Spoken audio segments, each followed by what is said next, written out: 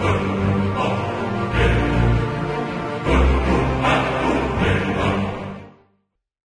everyone, this is Grandmaster Ben Finegold here at ICC's coverage of the Grenke International in Baden-Baden, Germany. Today, in my opinion, was the most exciting round.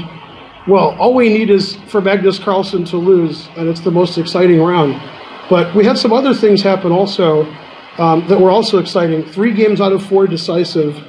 Probably unlikely we're going to see that again, and probably unlikely that we're going to see the world champion lose again, but you never know. Well, I want to start the broadcast by saying, once again, Anand played a ton of theory, this time in a Berlin, and against Etienne Bacrot. They played 19 moves of theory. Bacrot made a novelty on move 20, and Anand very expertly traded all the pieces off. So by move 34, they were already starting a repetition, and the game ended on move 38, but it wasn't very interesting. It's unfortunate when the players play so much theory and you get to an equal position and the pieces come off. The games aren't as interesting. But luckily, we had 3 very interesting games today. And also, I don't really blame Anand. He has the black pieces. If he's drawing really easily, then he can't really complain. Draw with black and press with white. That's the old school way of playing. Okay, now this game, Michael Adams, who's fresh off his loss to Magnus Carlsen yesterday, is playing the Baramizde, the German player, and they get sort of an equalist position here. Lots of, symmetrical pawn structure.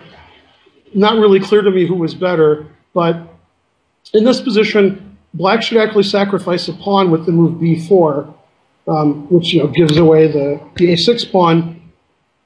And the idea is after bishop takes a6, and we trade on c3, and play the move knight to a5.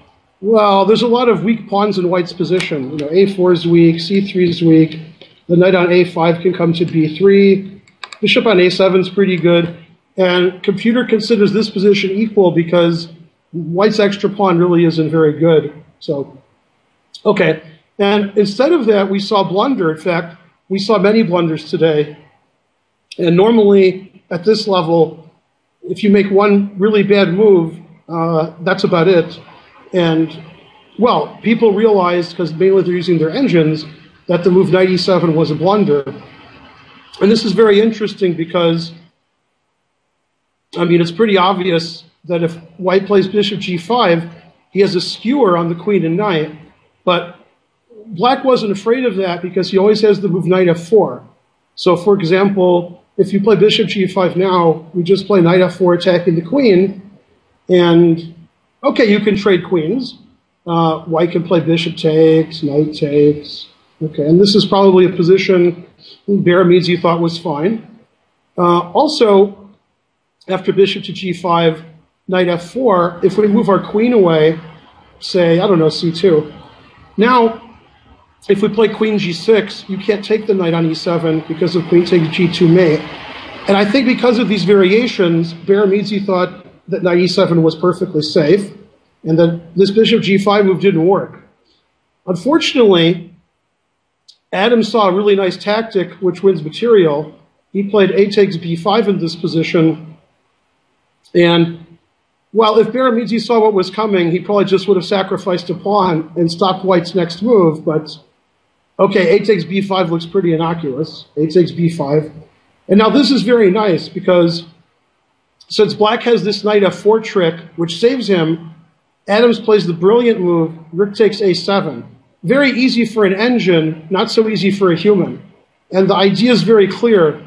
Since knight f4 is the only move that saves black, he played queen g6.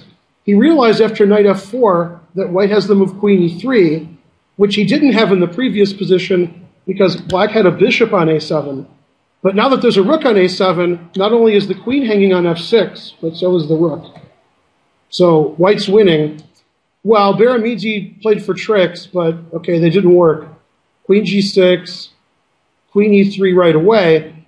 Obviously, if Adams is greedy and takes the knight, now knight f4 not only attacks the queen, but threatens the aforementioned queen takes g2 mate. So Adams plays queen e3 attacking the rook, and there's just a double attack here.